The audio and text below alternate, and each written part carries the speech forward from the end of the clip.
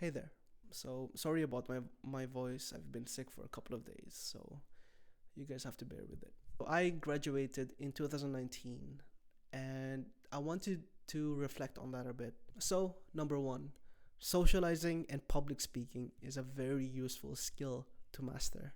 And I say that because I consider myself as an introvert and I got through high school by trying to avoid speaking out or getting to know other people as much as possible and trying to not leave my comfort zone and outside my I guess my friend group.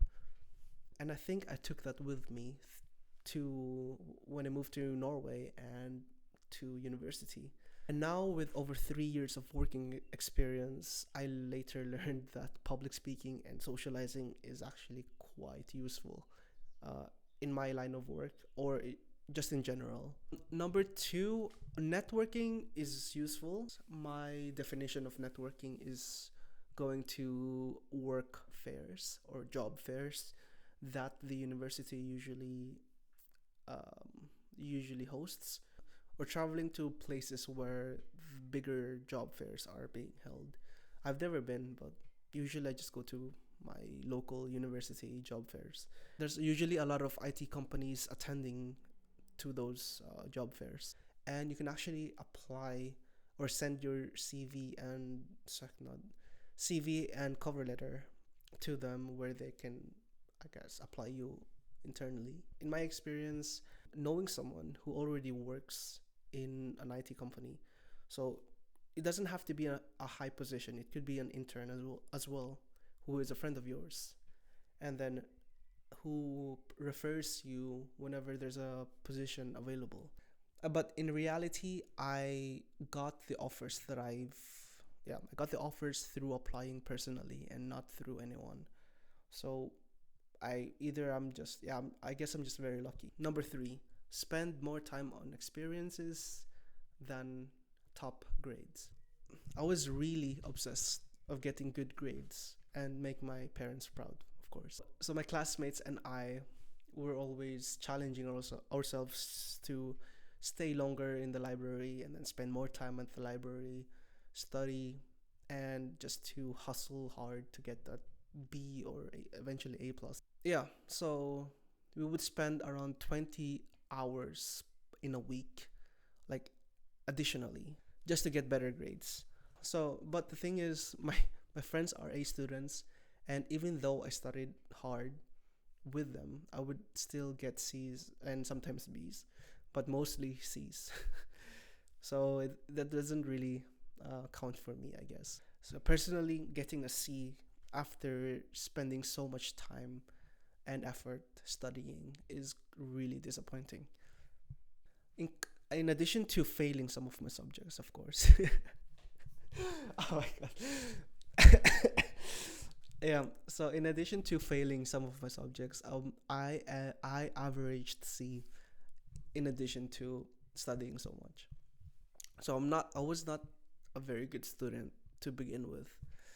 But in my second and third year, I adjusted a bit, and then I spent more time on extracurricular activities. So I was introduced to the volleyball club, and where we played in the second. Oh, we started in the third division, where we went up to second division, and then we traveled around and then played tournaments, and it was really fun.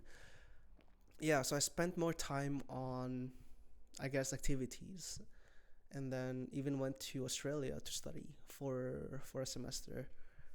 And I guess what I'm trying to say is that um, instead of using more time on getting good grades, like assuming that you spend 20 plus hours a week just to get just to get B's or A's instead of C or C plus or B, or I don't know. I would say that it's more worthwhile to spend more on experiences first and foremost, or other projects. So when applying for a job, I realized that having relevant experiences or projects is more useful than getting good grades in a subject in university.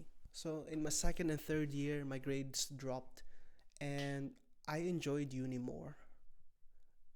Like, and then I actually enjoyed studying as well, even though it was less than before, but I still enjoyed going to the library, getting the overpriced coffee, and then yeah, it was enjoyable. So number 4, get a part-time job and start investing early. All students are eligible for applying for student loan, and the loan is actually quite a lot.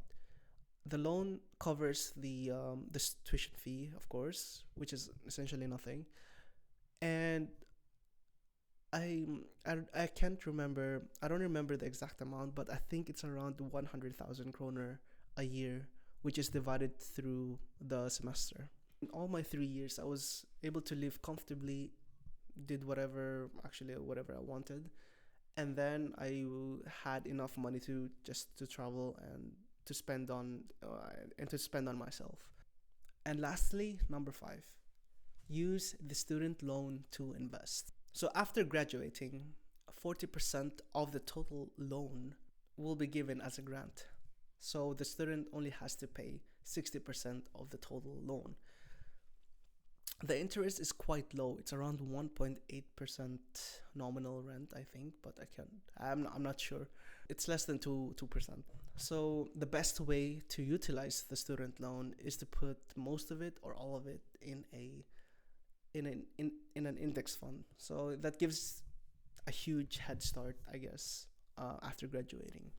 And yeah, so I didn't do any of these because I'm just stupid. But yeah, that concludes the top 5 things I learned after graduating uni.